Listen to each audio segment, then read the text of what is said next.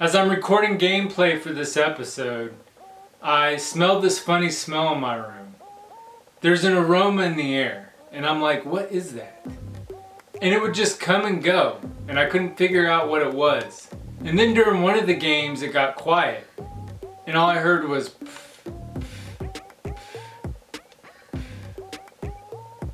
and I looked behind me, and my dog is back there, just ripping them.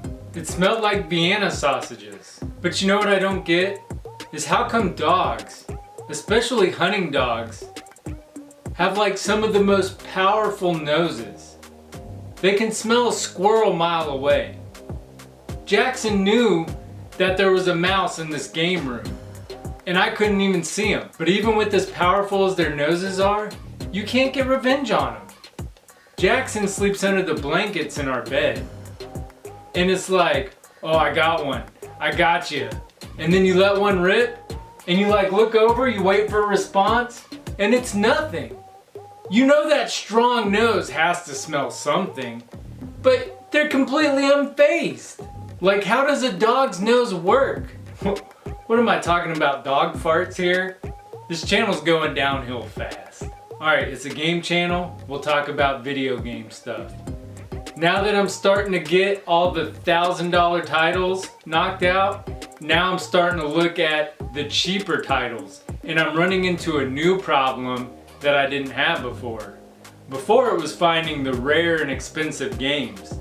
Now it's finding games that might only be in like the $200 range to $500 range, and they're very hard to find, even more than the high-end titles.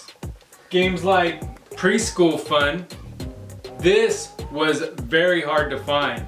And actually, I found the box only local here in Arkansas, which is mind-blowing. And then I ended up getting the manual and cart offline. So yeah, games like this, and there's probably a bunch more surprises waiting for me too. And some of them I knew about too, like Artie Lightfoot. That game's hard. I still don't have that one yet. I gotta find that. One of the games I'm covering today, Fievel Goes West. So I actually had that game complete in box before, during the SNES Quest, but I ended up trading it for a PS3 kiosk. Maybe that was right before the SNES Quest, I don't really remember. But I actually had that game before when I was going for the complete set, but I ended up trading it, and now I got another one. War 2410, that's another pain in the butt one I just found out about. Then there's Casper, which I knew about. But yeah, like I said, I was only focused on the expensive and rare games, and now I'm finding a whole different side of the Super Nintendo. I'm finding games that I didn't know were hard to find. I think I'm gonna take some time and sit down and look at every game I have left to buy, which is actually less than 200. And I'm gonna look every single one of them up on eBay to see how available they are. And the ones that are hardest to find, those are gonna move to the top of the list. But actually, I'm looking at the games that we're covering today right now, and I didn't mean it, but they're all hard games to find. So these are all rare games that we'll be covering today. So with that being said, today we have 5 more games that we'll be adding to the collection. Let's check them out.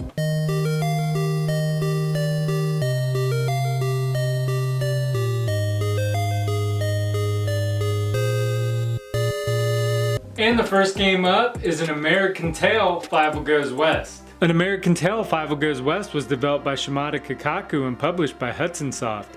It released for the SNES in 1994. The story here is Fievel must save his family from the evil Cat R Wall that has a plan for mice and cats to work together. But it turns out it's all really a plan to make mouse burgers out of them. Other than the D-pad to move Fievel, only 2 buttons are used to play the game. B jumps and Y shoots. To take out enemies, you have to shoot them in the face. Hitting them in the body will do nothing for you. The controls are a bit floaty and take some time getting used to, making some of the platforming a nuisance at times. And when jumping, the camera follows Fievel, making the platform you need to land on disappear. There are also enemies that come from different directions, but you can only fire straight, which is also an inconvenience. Other than that, the game is pretty easy. You can get hit 3 times before losing a life. but you can find hearts along the way to replenish your health. You can also find power-ups to make Fievel invincible for a short time. If you lose all your lives, you go back to the beginning of the stage.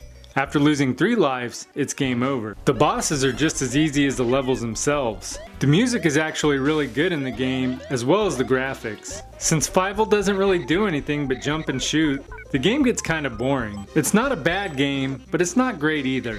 An American Tail, Fievel Goes West is game number 206 for the collection, and I found the box and cart for $230 shipped. Then I found the manual for $78 shipped, bringing our total up to $308.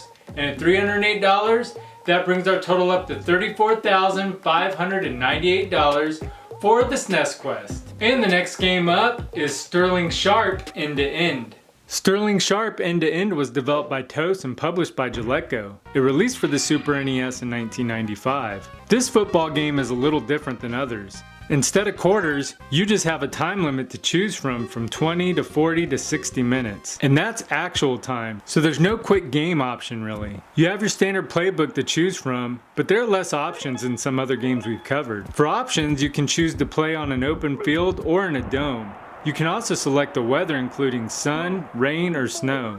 I changed it to rain, but I really didn't see any difference from sunny. I really like the passing setup in this game. After you hike the ball, you push B to zoom out, and you can select what teammate to pass to using the Y, X, B, or A buttons. It's really well done. The actual passing, on the other hand, stinks.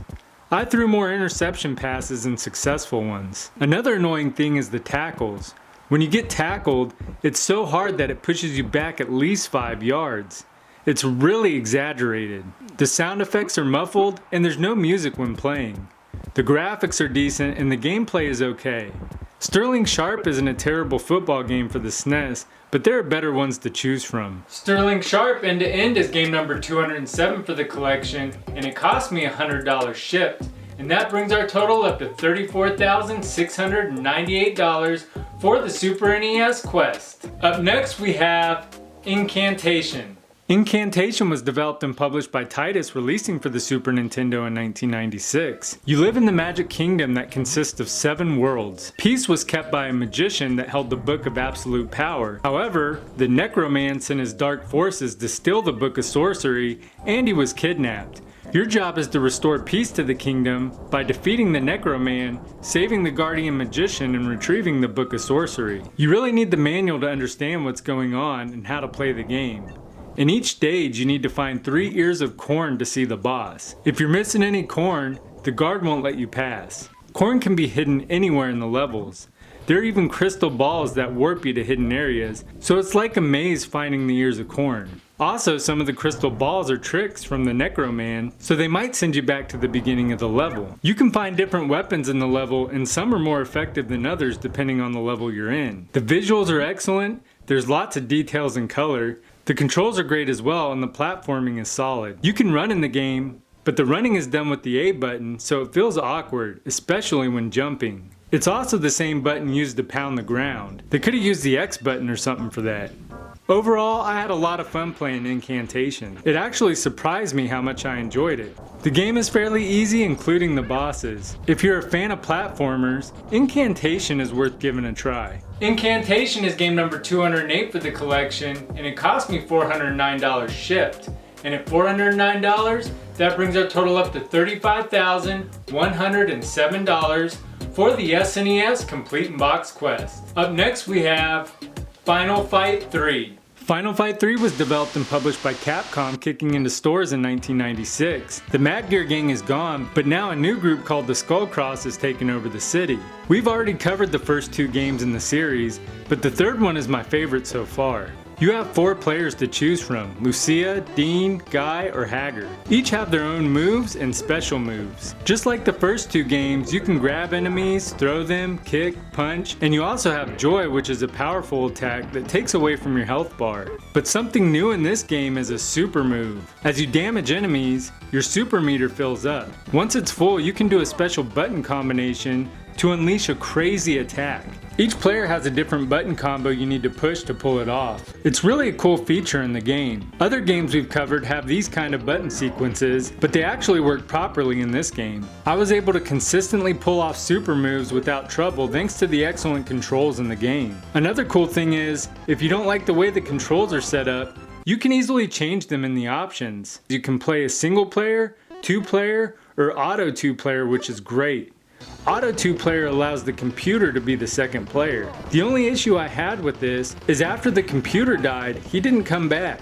I did still go on to beat the game though. There are still friendly hits in the game, which I'm not a fan of, and there is some slowdown as well. However, the game is excellent besides those minor things. The sprites are huge and well detailed, and the gameplay is a blast. There's also a good story with cutscenes throughout the game. All the Final Fight games are fun, but 3 is a notch above 1 and 2. Final Fight 3 is game number 209 for the collection, and it cost me $414 shipped, which is a really good deal because it probably should have been closer to $800 to $1,000. And at $414, that brings our total up to $25,521 for the Super NES Complete Box Quest. Last but not least is Final Fight Guy. Final Fight Guy was developed and published by Capcom, kicking into Blockbuster in 1994. Final Fight Guy is just a remake and update of Final Fight, which we've already covered. They replaced Cody with Guy and made a few other subtle changes. The story is the same, where Hager's daughter Jessica gets kidnapped and you must rescue her from the Mad Gear gang. Since it was just an update on the original game, it was only released as a Blockbuster exclusive, making it more pricey and desirable than the original game. Being an update and releasing to Blockbuster, you'd think they would actually have a 2-player option, but it's still single player. If you really want to play this game, just pick up a copy of the regular Final Fight game. It's much cheaper and easier to find. Final Fight Guy is game number 210 for the collection, and it cost me $700 shipped. And if you guys seen my last video, you know that I already had the box for this game, and I ended up selling the rougher condition one that came with it. But anyways, I still got the complete box game for $700.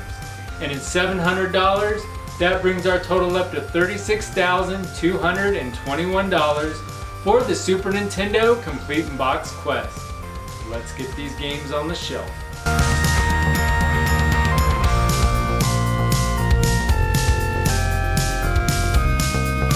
If you enjoyed the video, please make sure to subscribe. I'm completing the entire Super Nintendo library, complete in box, right here on the show. Also make sure to leave a thumbs up for Incantation. Until next time, I'm Gamer Wayne, and thanks for watching.